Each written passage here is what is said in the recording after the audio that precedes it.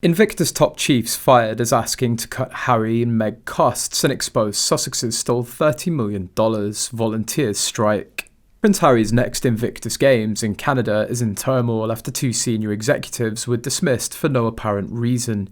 With just over a year to go, a whistleblower told Mail Online today. The Invictus Games will be held in Vancouver and Whistler in February 2025 and will feature winter sports for the first time. But Mail Online can exclusively reveal that CEO Peter Lawless, a lawyer and arguably Canada's most respected Olympic and Paralympic administrator, has left his job abruptly. An insider has claimed that Mr. Lawless, who was awarded the Diamond Jubilee Medal by Harry's grandmother the Queen in 2012, was fired and morale amongst staff is now at an all-time low. An Invictus Games spokesman declined to comment on whether he was sacked, instead saying he'd been transitioned out and was no longer an employee, but will remain an ambassador. Also leaving the Vancouver Whistler team is Bill Cooper, who was in the role of Chief Commercial Officer for 10 months until he left in October. He's thanked colleagues for their support after several praised his grace and accused Invictus 2025 of making a big mistake by getting rid of him. One Games volunteer said that staff are concerned that these recent moves will again overshadow this incredible event for our veterans. They also raised concerns that the Sussex's security and other costs may put a strain on Games finances if Invictus 2025 has to pick up the bill. He said that the 2025 Games is facing financial concerns, a claim denied by an Invictus spokesman, despite the governments of Canada and British Columbia having pledged to spend almost £20 million to stage the Games.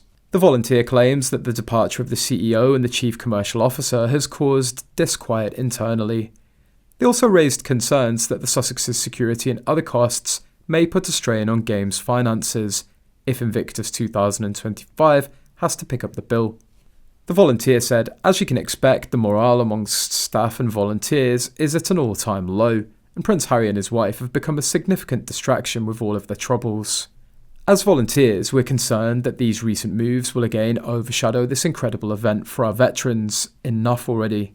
The whistleblower said, CEO Peter Lawless and Chief Commercial Officer Bill Cooper were dismissed for no apparent reason, but in fact, the two exposed Meghan and Harry stole the money from Foundation by huge bills.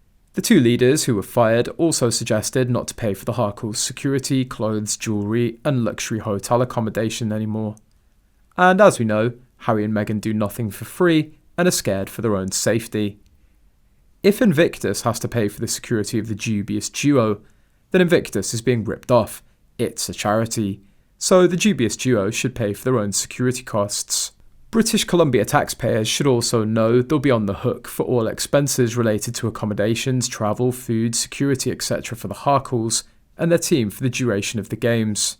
And let's be honest, how much revenue has the Invictus Games brought to each host country since Meghan turned it into a personal fashion show? Where are the numbers for the previous Games? What's the point of every host country giving Invictus nearly $30 to $50 million, only to be in the red? Zero profits. Taxpayers have better things to spend their money on. This is very sad for the Invictus staff and athletes. They don't have the Royal Foundation to bail them out again. Anyone who watched Harry and Meghan's behaviour during the last Games and is interested enough to guess what went on behind the scenes, be it financially or personally, cannot be surprised by the Invictus Games experiencing trouble.